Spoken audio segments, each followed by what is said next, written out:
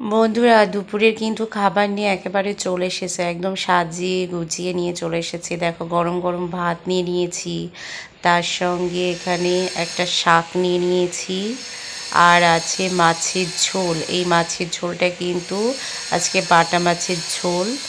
আর এখানে একটি খাসির চর্বি নিয়ে নিয়েছি পাতে।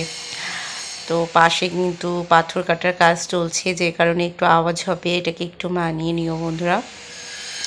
তো গরম ভাতের সঙ্গে এই পালং শাকটা না আজকে একটু অন্যরকমভাবে করেছিলাম, একদম মানে কুচি কুচি না করে একটু আস্তে আস্তে মতো দিয়ে, আর খুব হাই ফ্লেমে রান্না করেছিলাম যাতে করে গলে না যায়, একটু ভাজা ভাজা মতো করতে চেয়েছিলাম। আর এইরকম ভাজা ভাজা শাকও কিন্তু বেশ ভালো লাগে। আর শুকনো লঙ্কা ফোড়ন দিয়ে করেছিলাম শাকটা, আর রসুন পেঁয়াজ সব কিছু দিয়ে, তো খেতে কিন্তু একেবারে দুর্দান্ত টেস্ট হয়েছে। তো আমি তো একেবারে গরম গরম ভাতের সাথে মেখে মুখে দিচ্ছি, তো খেতে অসাধারণ লাগছে। আর একটু শুকনো লঙ্কা মেখেও কিন্তু নেব। তো দেখো এখানে শুকনো লঙ্কা নিয়ে নিয়েছি, আর একটুখানি মানে শুকনো লঙ্কা দিয়ে মেখে না শাক খেতে দুর্দান্ত লাগে। আর শুকনো লঙ্কা আমি সবসময় খাই না, মাঝে মাঝে কাঁচা লঙ্কা মেখেও খাই আর কি। তো আজকে ভাবলাম যে না, একটু শুকনো লঙ্কা মেখে খাবো, তো যে কারণে কিন্তু একটু শুকনো লঙ্কা মেখে খাচ্ছি।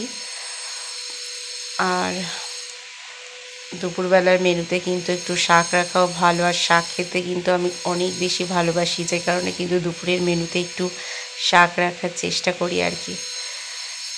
তো শাক দিয়ে তো ভাত খাওয়া হয়ে গেল, আর এরপরে আমি নিয়ে নিলাম পাতে বাটা মাছের ঝোল। আমি আজকে দুটো বাটা মাছ নিয়েছি, আর এই বাটা মাছের ঝোলটা কিন্তু আজকে আর সর্ষে বাটা ঠাটা দিয়ে করিনি, আজকে একদম হালকা ঝোল করেছি।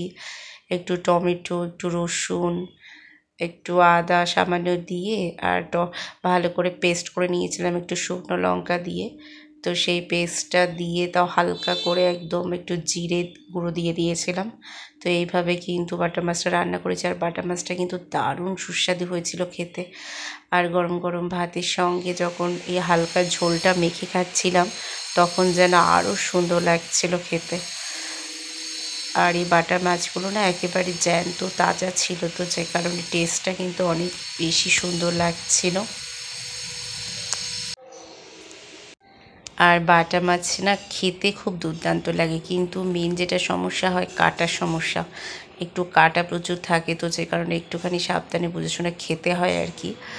নইলে এমনি বাটা মাছ খেতে দুর্দান্ত লাগে, আর খাওয়াও বেশ ভালো, কারণ এই গরমের দিন আসছে।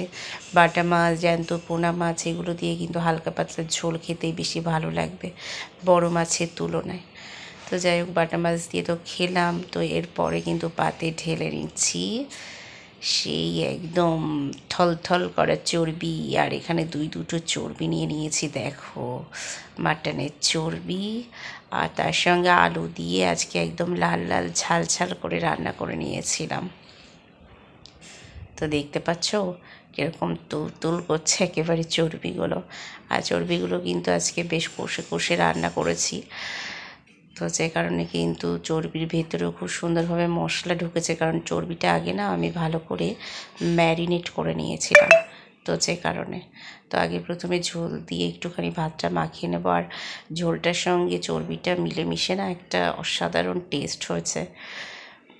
তো ভাতটা মুখে চালান করে দিলাম, দারুণ দারুণ, একদম সুপার লেগেছিল খেতে।